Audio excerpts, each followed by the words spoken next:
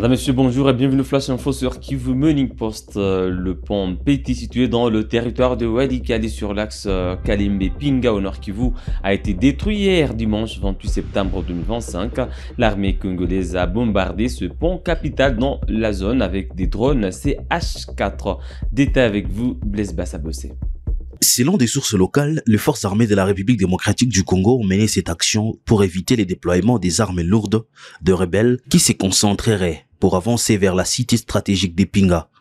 Dans un communiqué, l'Alliance Fleuve Congo a dénoncé la violation continue du cessez-le-feu par Kinshasa. Le mouvement a déploré des actes qui, selon lui, bafouent avec mépris et arrogance le processus de paix de Doha et anéantissent les efforts inlassable des leaders régionaux et des partenaires internationaux pour une résolution pacifique du conflit. C'est dimanche 28 septembre 2025, les forces coalisées du régime de Kinshasa, notamment les FARDC, les FDLR, Maïmaï Wazalendo, le mercenaire, le Front National du Burundi, ont lâchement détruit les ponts vital d'un Petit dans les territoires de Walikale.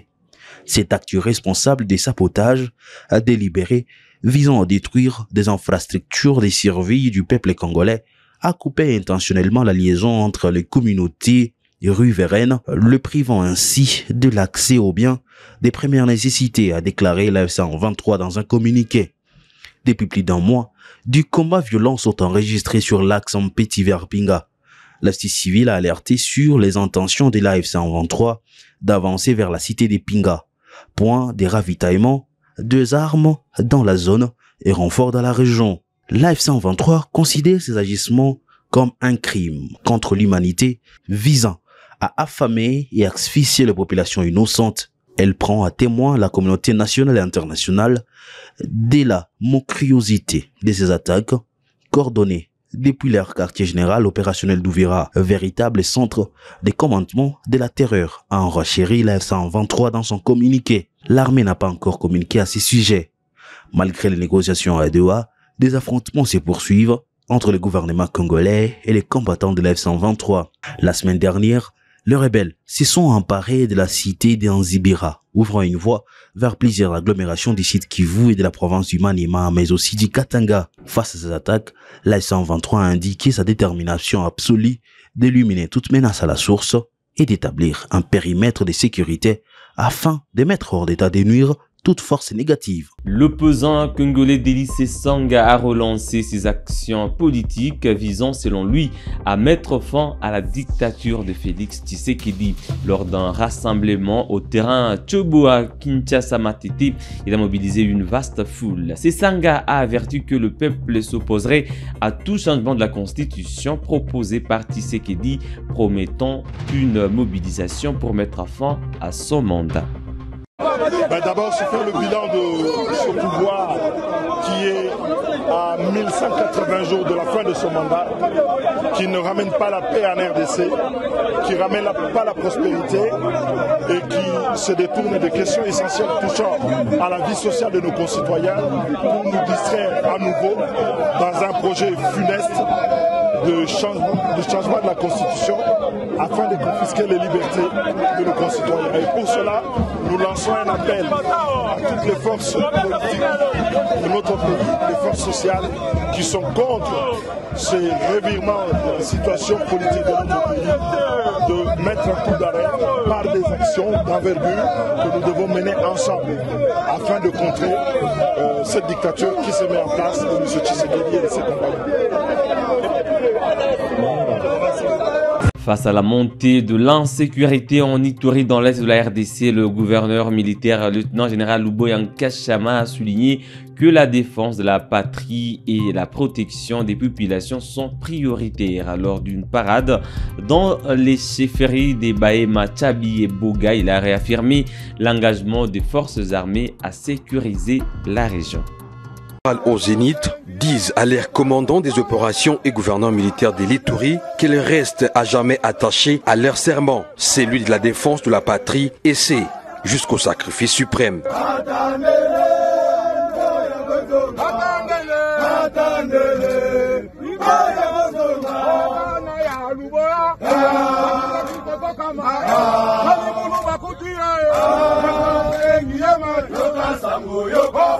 Au le lieutenant-général Luboya Nkashama Johnny maintenant de rassurer sa confiance envers ses compagnons d'armes. Nazalaki awa il y a plus de 2 ans. Boye boyete.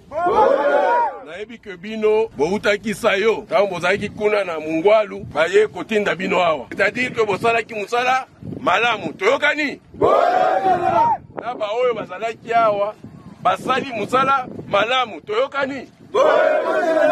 Police eza awa bino moko bouti kolanda kuna. Na police na armée ba féliciter bino nyonso balobi ke bosali musala malamu.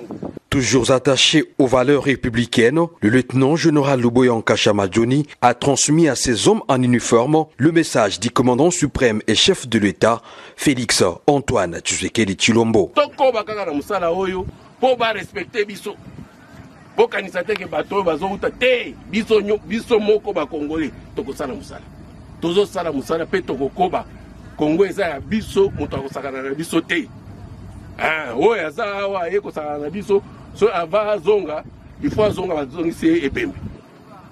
Parce que Congo na biso eza ya biso, il faut bamona que biso bana ya Congo biso nde tozo sala sacrifice. Le président de la République, commandant suprême, il y a police nationale na armée na FARDC. Motema na ye eza epai na bino. À ta place lelo na tongo tango na ebisi ye ke nazoya awa alobi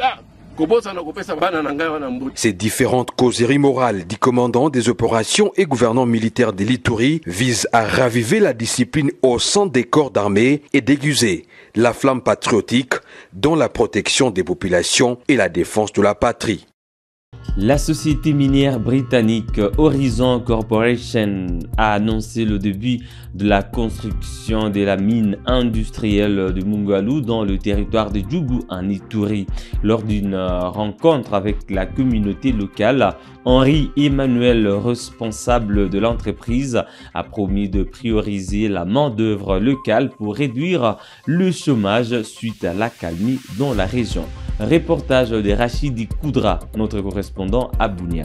Après la stabilité sécuritaire observée dans la zone minière de Mungwalu, l'ère est au développement et l'arrivée de la société Horizon Corporation qui a racheté en partie l'ancienne société congolaise Mungwalu Gold Mine, MGM, détentrice de plusieurs permis d'exploitation de l'or dans la zone, redonne de l'espoir pour une reprise de la production minière dans cette zone longtemps plongée dans une spirale de violence. Au cours d'une rencontre ce vendredi 27 septembre avec la communauté locale de Mungwalu, entité du territoire de Djougou située à plus de 85 km au nord-est de Bunia, Emmanuel Harry, PDG de cette entreprise minière, annonce la construction de l'usine et de la mine industrielle et promet de travailler en étroite collaboration avec les entreprises locales en conformité avec la réglementation congolaise de la sous-traitance. Les premiers travaux sérieux envisageables sont la rénovation de la route. C'est ce que j'aimerais faire au plus vite, idéalement avant Noël. En janvier, nous allons commencer les terrassements pour l'usine. Nous avons déjà tous les équipements sur site. Et en parallèle, nous allons commencer le fonçage de la mine. Le nombre définitif d'emplois directs est encore en estimation, bien que mes modèles montrent qu'on sera entre 600 et 800 personnes. Ce que je veux vraiment, c'est qu'on aille toujours en priorité aux entreprises locales. Alors vous pouvez dire c'est normal, je vais toujours dire ça, c'est de la propagande, mais c'est ce que j'ai fait ailleurs. Je veux faire une visite en ville pour comprendre le niveau d'équipement des ateliers et après on discutera comment on peut faire pour les aider à nous fournir des services. La population locale tend la main à cette société et promet de l'accompagner dans la réalisation de ces projets, rassure l'un des leaders de la société civile. Nous sommes très heureux de la présence de la nouvelle société qui vient de s'installer chez nous à Mungwalu. Nous, la population de Mungwalu, sommes très contents et nous accueillons cette société à bras ouverts. Avec une expertise avérée dans les secteurs miniers, Horizon Corporation affirme avoir déjà œuvré dans plusieurs pays, notamment au Mozambique et aux États-Unis d'Amérique. Elle envisage également de démarrer une mine de cuivre en Namibie. Madame, Monsieur, c'est tout pour le Flash Info de ce lundi 29 septembre 2025. Merci à vous de l'avoir suivi de bien à la fin. On se fixe un nouveau rendez-vous d'actualité. À très bientôt.